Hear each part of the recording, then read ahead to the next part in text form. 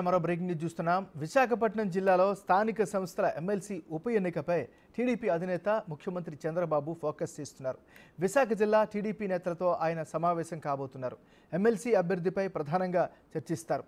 ఇప్పటికే కొన్ని పేర్లు తెరపైకి రాగా ఎవరిని బరిలోకి నిలిపితే విజయం సాధిస్తారు అనే అంశాలపై నాయకుల అభిప్రాయం తీసుకుంటున్నారు. ఈరోజు సాయంత్రం టీడీపీ ఎమ్మెల్సీ అభ్యర్థిని చంద్రబాబు ప్రకటించే అవకాశం ఉంది.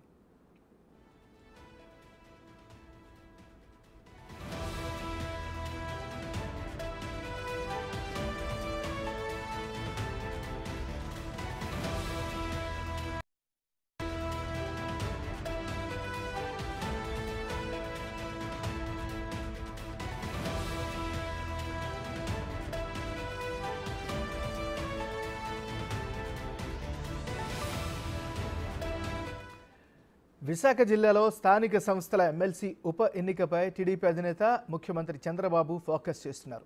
విశాఖ జిల్లా టీడీపీ నేతలతో ఆయన సమావేశం కాబోతున్నారు. ఎమ్మెల్సీ అభ్యర్థిపై ప్రధానంగా చర్చిస్తారు. ఇప్పటికే కొన్ని పేర్లు తెరపైకి రాగా ఎవరిని బరిలో నిలిపితే విజయం సాధిస్తారు అనే అంశాలపై నాయకుల అభిప్రాయం తీసుకుంటున్నారు. ఈరోజు సాయంత్రం టీడీపీ ఎమ్మెల్సీ అభ్యర్థిని చంద్రబాబు ప్రకటించే అవకాశం ఉంది.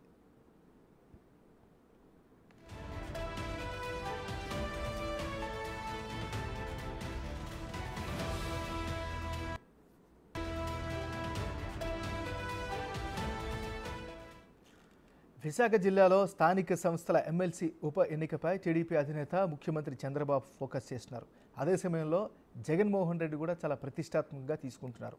సో ఇదే అంశానికి సంబంధించి మరింత తాజా సమాచారాన్ని మా రిపోర్టర్ శివ లైవ్లో అందిస్తారు. శివ, చెప్పండి.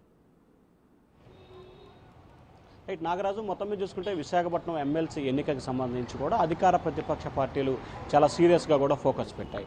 ఇప్పటికే మాజీ సీఎం జగన్మోహన్ రెడ్డి 3 రోజుల పాటు విశాఖ కార్పొరేటర్లు అలాగే 7 నియోజకవర్గాల పరిధిలోని నియోజకవర్గ ఎంపీటీసీ జెడ్పీటీసీలతో కౌన్సిలర్లతో కూడా నిన్న మొన్న సమావేశమయ్యారు.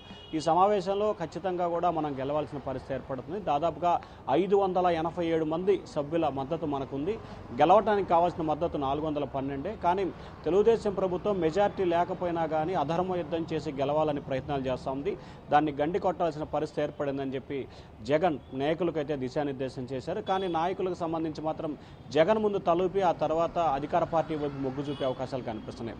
ఎందుకంటే 5 రోజుల క్రితం జగన్ విశాఖ కార్పొరేటర్లతో సమావేశమయ్యారు. అందరూ మద్దతు ఇవ్వాలని చెప్పి కోరారు. వారందరూ కూడా జగన్కి హామీ ఇచ్చారు. సెల్ఫీలు దిగారు, వెళ్ళిపోయారు. కట్ చేస్తే మొన్న జరిగిన స్టాండర్డ్ కమిటీకి సంబంధించిన ఎన్నికలకు సంబంధించి కూడా 10కి 10 స్థానాలని తెలుగుదేశం పార్టీ కైవసం చేసుకుంది.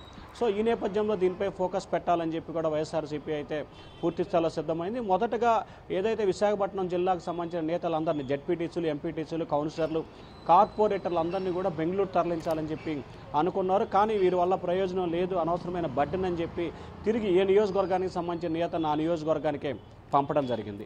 మరొకవైపు టీడీపీ నేత చంద్రబాబు కూడా ఈ అంశాన్ని చాలా ప్రతిష్టాత్మకంగా తీసుకున్నారు. ఖచ్చితంగా విశాఖపట్నం ఎమ్మెల్సీ ఎన్నికల్లో గెలిపే ప్రామాణికంగా పనిచేయాలని చెప్పి స్పష్టమైన ఆదేశాలు జారీ చేశారు. ఇప్పటికే అనకాపల్లి ఎంపీ, విశాఖపట్నం ఎంపీ, అలాగే స్పీకర్ అయ్యన్న పాత్రుడు, మరి కొంతమంది సీనియర్ నేతలంతా కూడా కలిసి విశాఖపట్నం ఎమ్మెల్సీని కైవసం చేసుకునేందుకు వ్యూహరచన చేస్తూ ఉన్నారు. ఇప్పటికే పలువురు అభ్యర్థులు పేర్లు తెర మీదకు వస్తున్నాయి. బైరా దిలీపు, అలాగే గండి బాబ్జీ లాంటి పేర్లు ప్రముఖంగా వినిపిస్తున్న పరిస్థితి కనిపిస్తూ ఉంది. ఈరోజు సాయంకాలానికి చంద్రబాబు అభ్యర్థిని ఖరారు చేసే అవకాశం కనిపిస్తూ ఉంది. కొద్దిసేపట్లోనే చంద్రబాబు విశాఖపట్నం జిల్లా టీడీపీ నేతలతో సమావేశం అవుతారు. ఆ సమావేశంలో తీసుకోవాల్సిన జాగ్రత్తలపై దిశానిర్దేశం చేసిన తర్వాత సాయంకాలం నేతల అభిప్రాయాలు తెలుసుకున్న తర్వాత సాయంకాలం అభ్యర్థిని అయితే ప్రకటించే అవకాశాలు కనిపిస్తున్నాయి. 2 పార్టీలు కూడా చాలా ప్రతిష్టాత్మకంగా తీసుకొని గెలుపు కోసం కూడా వ్యూహరచన చేస్తూ ఉన్నారు. నాగరాజు, మరి జగన్కి సంబంధించినటువంటి ఆప్షన్స్ ఎలా ఉన్నాయి? జగన్ వ్యూహరచన ఏ విధంగా ఉండే అవకాశం ఉంది? మరి అంటే ఇప్పటికే వైఎస్ఆర్సీపీ అధినేత జగన్మోహన్ రెడ్డికి సంబంధించి కూడా పూర్తి స్థాయిలో మెజార్టీ ఉంది. దాన్ని మెజార్టీని కైవసం చేసుకోవాల్సిన దిశగా ప్రయత్నాలు చేయాలని చెప్పి కూడా భావిస్తున్నారు. కానీ ప్రధానంగా చూసుకుంటే స్థానిక సంస్థల ఎన్నికల నేపథ్యంలో జెడ్పీటీసీ, ఎంపీటీసీలకు సంబంధించిన ఎన్నిక నేపథ్యంలో వీరంతా కూడా ప్రస్తుతం అధికారం మారింది. ఇంకా 5 సంవత్సరాల పాటు కూటమి ప్రభుత్వం అధికారంలో ఉంటుంది కాబట్టి స్థానికంగా పలు రకాల ఇబ్బందులు వస్తాయని చెప్పి కూడా చాలామంది నేతలు జగన్కి కూడా చెప్పినట్టు తెలుస్తూ ఉంది.